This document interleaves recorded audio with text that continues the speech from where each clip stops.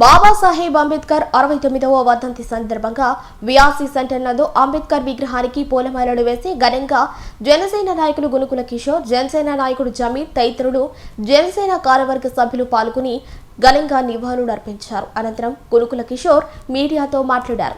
ఆ రోజుల్లో అసమానతపై, అహంకారంపై అలుపెరగని పోరాటం చేసిన బాబాసాహెబ్ డాక్టర్ బిఆర్ అంబేద్కర్ గారి వర్ధంతి సందర్భంగా ఆ మహాపురుషుడు మనకు అందించిన జ్ఞానాన్ని, పూర్తిని ముందుకు నడిపిద్దాం.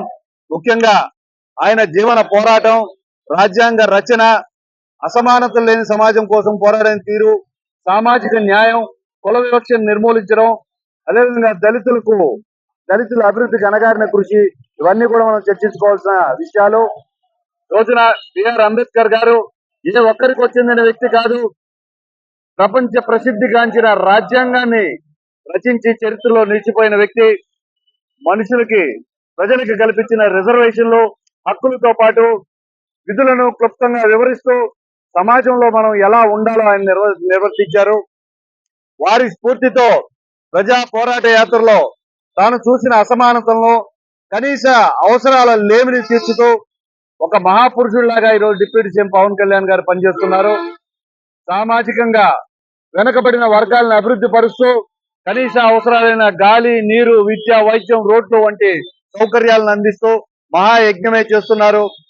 వారి ఆశయాలను, అదేవిధంగా జీవన ప్రమాణ స్థాయిని పెంచే విధంగా కృషి చేస్తున్న కూటమి ప్రభుత్వ లక్ష్యాలను చేరుకునే విధంగా ముందుకు నడుస్తాం.